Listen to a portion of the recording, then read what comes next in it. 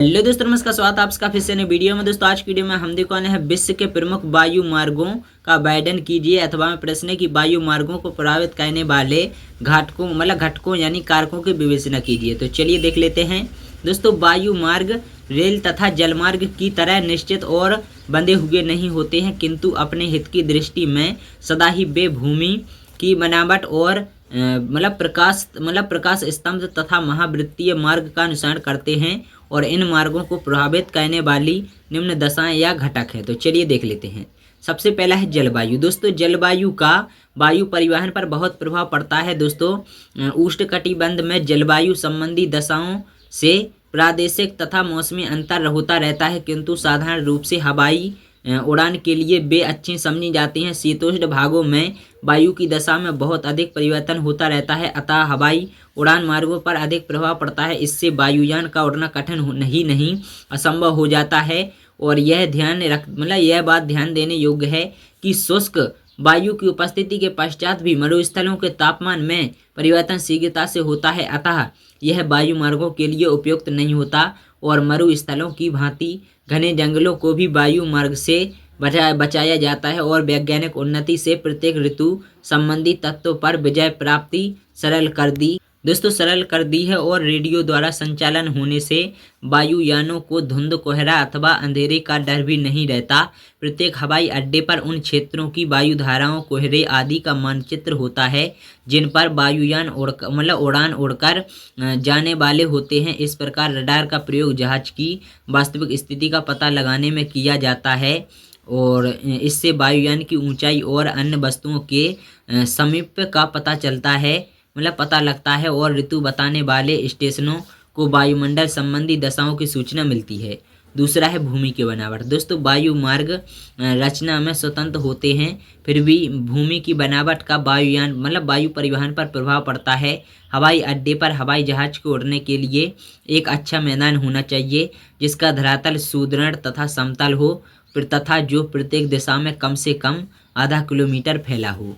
इसके बाद है आर्थिक तत्व। दोस्तों व्यापारिक उड़ान के लिए आर्थिक आधार पर अन्य प्रकार के परिवहन समान ही हैं और सामान और यात्रियों की चढ़ाई और उतराई वहीं पर होती है जहां वायुयान सेवा को पर्याप्त मांग हो तथा जहां यात्रियों डाक और सामान की पूर्ति हो।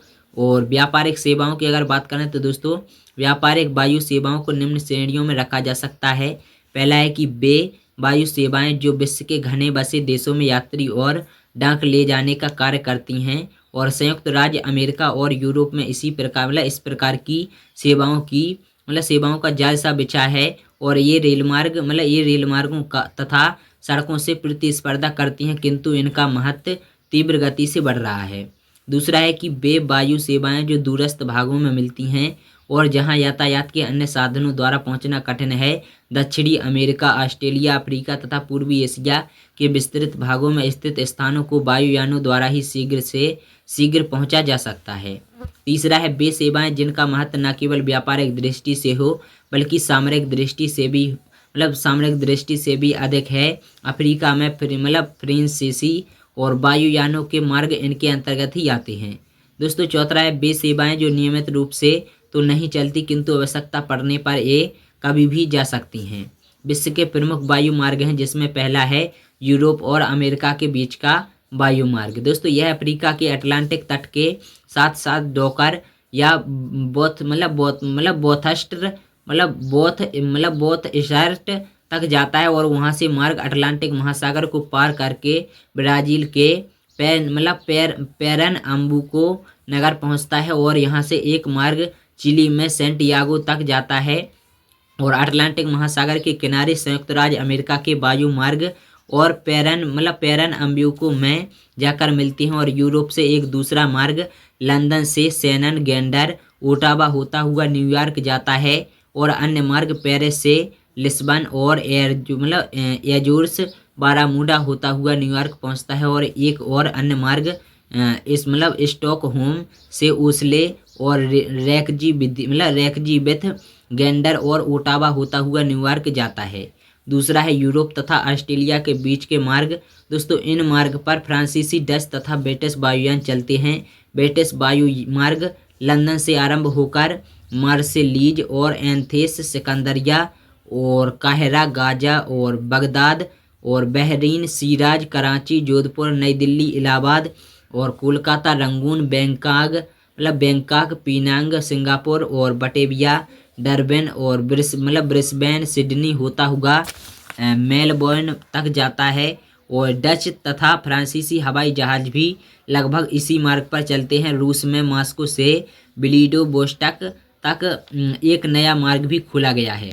इसके बाद आता है यूरोप तथा अफ्रीका के बीच वायु मार्ग। दोस्तों इस मार्ग पर इटली, फ्रांसीसी और ब्रिटिश वायुयानों का नियंत्रण है। अफ्रीका के महत्वपूर्ण मार्ग ग्रेट ब्रिटेन के अधिकार में है और ब्रिटिश वायुयान साउथहैम्पटन से आरंभ होकर भूमध्य सागर के पास सिकंदरिया तक जाते हैं और सिकंदरिया से यह मार्ग सीधे खार्तूम को जाता है और फिर वहाँ यह 2 दिशाओं या शाखाओं में बट जाता है और एक शाखा पश्चिम में लाओस तक जाती है और दूसरी दक्षिण में केपटाउन तक।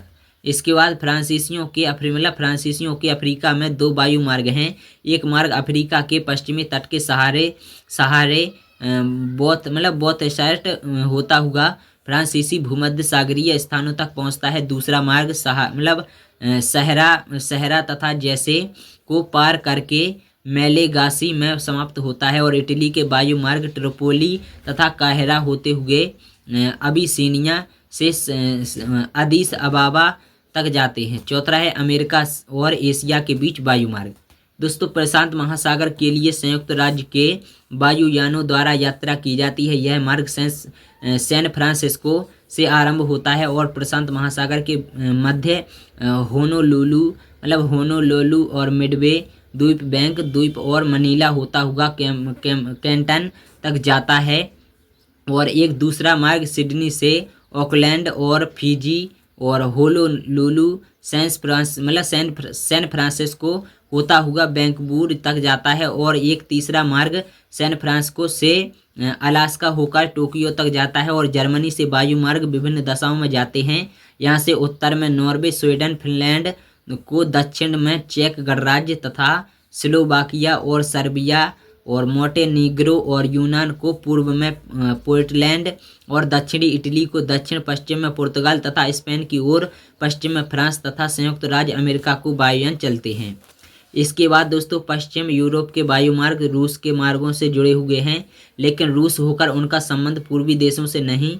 रूस के वायु मार्ग मॉस्को से काबुल और मॉस्को से मंचुको और मॉस्को और कोकेसस तथा मॉस्को और खाबारोव्स्क होते हुए व्लादिवोस्टोक तक हैं। और वायु मार्ग तथा वायु परिवहन के विकास में संयुक्त राज्य अमेरिका का स्थान प्रमुख है। इस देश में एक किनारे से दूसरे किनारे तक जाने वाले कई वायु मार्ग हैं और पूर्वी तट पर बोस्टन, न्यूयॉर्क तथा वाशिंगटन और पश्चिमी तट पर सीटल, सैन फ्रांसिस्को और लॉस एंजिल्स प्रसिद्ध हवाई अड्डे हैं। कुछ अन्य प्रमुख वायुमार्ग निम्नलिखित हैं, जिसमें से शिकागो व्लादिवोस्टोक वायुमार्ग। तो दोस्तों शिकागो से आरंभ होकर बारामूडा, लिस्बन, पेरिस, बर्लिन, मॉस्को और टोमस्क और इरकुटस्क होता हुआ व्लादिवोस्टोक जाता है और वहां से यह जापान के टोक्यो और चीन के बीजिंग तथा अन्य नगरों से जुड़ा है।